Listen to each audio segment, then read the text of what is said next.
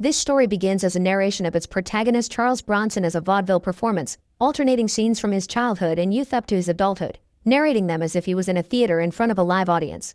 There are fragments of him speaking to the camera with bipolar characteristics, with moments where he just stares directly at the public, almost expressionless.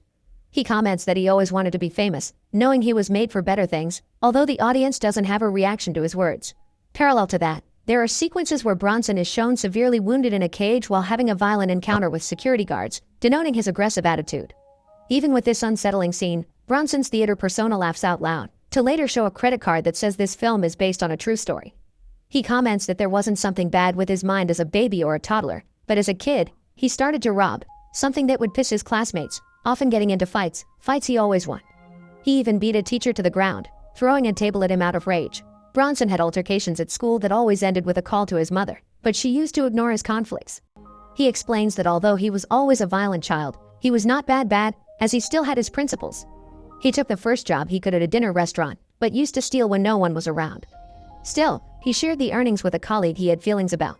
Bronson narrates that he came into the world with the name of Michael Peterson, but later changed it to his well-known alter ego, Charlie Bronson. There were attempts to hold him by the authorities during his youth, but Bronson would fight back with his fists against the cops. At one of the fights, he even goes so far as to rip out a cop's ear with his mouth.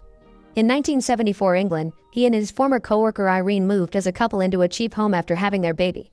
It seems like Bronson enjoyed or at least tolerated his new family life. After a few episodes of theft and violence on a post office, Bronson is given a 7-year jail sentence, with his mother hoping that this time will decrease, perhaps reaching only 4 years. Now Bronson is speechless in front of his wife, who never sees again. Contrary to what many people think, Bronson is affected by his admission to prison initially, but he immediately pokes fun at himself in the narrative, now playing the role of a clown in a fancy suit and alleging he always fancied himself as a comedian. For him, the cell was like a hotel room, where he paced in circles around an empty space, cut off from the world all 365 days of the year. He has an episode of rage while refusing to do his sewing job, causing many guards to beat him down. Bronson's haughty manner during prison officiating made him quite popular among the other inmates, but there were more crude encounters with the guards, giving him new jobs such as serving tea, which he does pretty well. While serving, a fellow inmate compliments his fists, being the first time someone says something nice about them. This comment freezes him in awe. Bronson calls himself Britain's most violent prisoner, considering prison the perfect place for him. It shows a series of new papers articles that portrays Bronson as out of control and as a wannabe famous prisoner. The only thing he didn't like was the constant switching between prisons, recalling his stay at Parkhurst, where he lived just like a king, even with his constant encounters with the guards. He enjoys his new way of living, to lately ending up in a mental sanatorium that calls the Funny Farm, a place where people covers their faces with poop, and where he needs up to 4 men to subjugate him. During his stay, Bronson plays the role of mentally ill very well, and is subjected to forced medical treatments that leave him sedated most of the time. At recreational time, one of the patients tries to talk with a sedated Bronson about his pedophilic impulses, but Bronson only can express gibberish, spitting out in denial.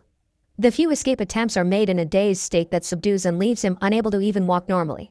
One of them was during a night party, where he can barely walk, and with a hand gesture, a member of the staff tells him to go back with the others, and Bronson can't do anything about it. Amid his delusions of grandeur, Bronson has an idea, and that is to murder one of the sanatorium's patients to return to prison. After all, they are loonies, and he chooses the one pedophile who talked to him earlier. This attempt fails, but it manages to give him 26 years of solitary confinement that he considers unfair, as he has never killed anyone in his life. He enacts this as a side-to-side show, explaining he received no trials for this verdict. On stage, Bronson shows scenes of a rooftop protest he made in the city and explains that he has cost the system tens of millions of pounds in damages, now considering himself Britain's most expensive prisoner. After these riots, he's declared mentally sane and gets released, eager to find out what the world has to offer him. His last meeting at prison was to give him back his belongings, which are a wristwatch, a leather card holder and a comb, with the last one being a joke due Bronson boldness. He's reunited with his parents who have moved to a new house, and show him where he will now be sleeping. Bronson learns that many of his childhood things were left behind in his old residence in Luton. Bronson talks about his Uncle Jack and how he knows everyone, so he might be able to help him get his things back.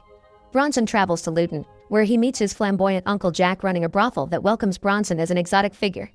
In there, all ladies get closer to Bronson, pleasing him with a cocktail.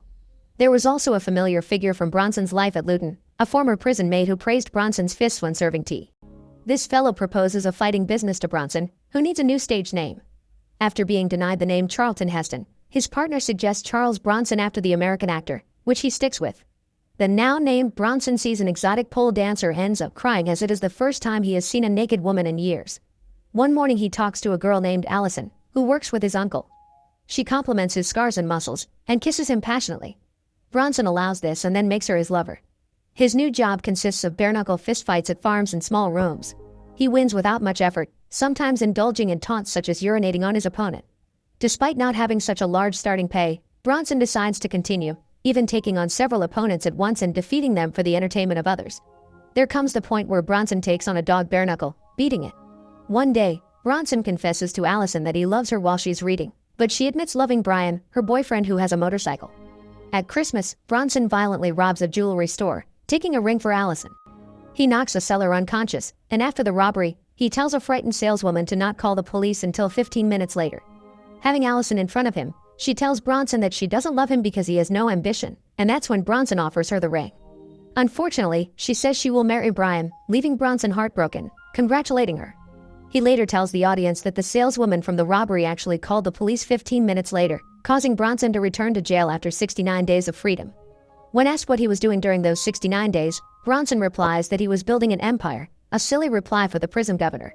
Back at his cell, a librarian guard named Andy Love proceeds to leave Bronson something to read, but Bronson locks the door and has the other guards called in for having a new hostage, whom he threatens by yelling and swearing. Knowing that they will go to save the guard, Bronson yells at Andy to help him cover his naked body with petroleum jelly, so he can face easier those coming for him. However, Bronson is no match for everyone, getting badly wounded and transferred to a new cell while muzzled. The prison governor tells him that he will die inside if he continues with his nihilistic attitude. After a few words of praise from Mr. Daniels, his Spanish learner art teacher at the art room, Bronson finds himself for a delight of drawing, especially bird figures. His teacher tells him to find that missing piece that doesn't belong there. An animated sequence shows a bit of Bronson's deranged thoughts until he has a conversation with the prison governor, who wishes him success in his new artistic field, although Bronson doesn't seem to accept it in a good way. Thanks to Mr. Daniels, Bronson reluctantly gives a sample of his work to the governor.